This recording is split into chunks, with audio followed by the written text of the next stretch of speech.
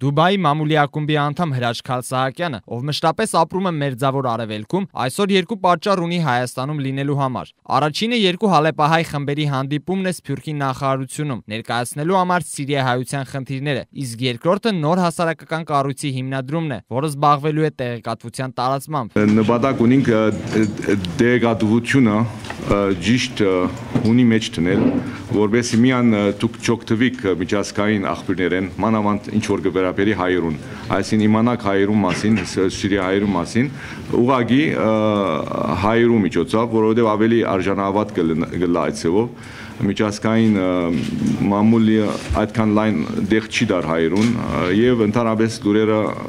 շատ մանրամասն չեն դրվիր ինչ որ հայերու կպատկան, այսին նախընտրելի է ուղղակի իմանալ մեր միջոցներով հայերու միջոցներով։ Հաջորդ կարևոր հարցը բանախոսը համարեց օժանդակությունը Սփյուռքում աշխատող հայ ազգի արվեստագետներին, որն այսօր քննարկվելու է նաև Սփյուռքի նախարարությունում, թե ինչպես կարելի է այդ օժանդակությունը ներկայացնել հանրությանը։ Մենք գիտենք, որ սուրիահայերը պետք ունին նյութական օժանդակություն, եւ այդ օժանդակությունը կարելի է իրականացնել միայն երբ որ ամեն ինչ հստակ կլա, երբ որ նվիրատուները սկան թե իրենց դված օժանդակությունը կհասնի դեղ, որոշյալ դեղը։ Մենք գիտենք, որ գառույց կա ավանդական, այդ գառույցի ընդմեջ են շատ բան գիրականանա անշուշտ, բայց այդ գառույցի աշխատանքային ոճը քիչ արդիականացվելու կարիք ունի, որովհետեւ մարդիկ ավելի ներգրավվին այս նպաստի աշխատանքներուն։ Այս պատճառով էլ Էմմա Կարապետյանը, Մարիա Յակուբովան եւ Հրաչ Քալսահակյանը հիմնադրել են Խոսքի եւ մամուլի ազատության քաղաքացիական հասարակության զարգացման կենտրոն հասարակական կազմակերպությունը։ Էմմա Կարապետյանը պատասխանելով Սլաքեյմի այն հարցին, թե Հայաստանում արդեն լուծված է գրասենյակի եւ այլ տեխնիկական խնդիրները եւ արդյոք ստեղծվելու են նոր պորտալ, թե ընդլայնվելու է Ազատ.հայ.net պորտալը, նշեց. Հարցը ընթացքի մեջ է, իսկ ինչպես նշվեց, աշխատելու ենք Ազատ.հայ-ի հետ համատեղ, քանի որ հենց այդ պահանջով է ստեղծվել կազմակերպությունը, քանի որ կայք ուներ իր հստակ ձևավորված ընթերցողը,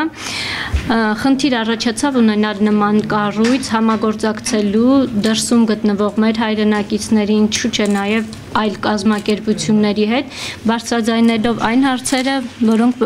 նշեց պարոն Հրաչը։ Գրասենյակի հարցն էլ ընթացքի մեջ է, բոլոր այդ փոքրիկ խնդիրները շուտով լուծում կստանան։ Հարցին առավել մանրամասն պատասխանելով արդեն Հրաչ Քալսահակյանը նշեց, որ ի սկզբանե Ազատ.հայ.net-ը ունեցել է հայալեզու բաժին, բայց հիմնականում նյութերը եղել են անգլերենով։ Ինչու անգլերենով եղած է, որովհետև դուք գիտեք, որ Սփյուռքի մեջ հաղորդակցական լեզուն գրեթե հիմա օդար լեզու դարձած է, բայց այդ նպատակեն անտին մենք ես անձնապես 10 տարի առաջ երբ որ ստեղծեցի Ազատ.հայ-ը, նպատակ ունեի հայ ժողովուրդը, հայության վերաբերող երևույթները եւ օդարին դանդացնել։ Այսինքն հիմնական նպատակը եղած է նաեւ օդարախոս հայերուն, որոնց թիվը զգալի է, եւ օդարներուն։ Եվ իսկապես, որովհետեւ անկախության են վերջ հայության վերաբերյալ հետաքրությունը անշուշտ ավելցած պիտի լա, ինչպես որ մյուս ազգերու նկատմամբ, մենք այդ փածը ցևոմը կուզենք լրացնել եւ այնպիսի ցևով, որ ճիշտ կարենա դալ երևույթը թե Սփյուռքի, թե Հայաստանի։ Տիրայր Մուրադյան, Արման Գրիգորյան, Սլաքեմ։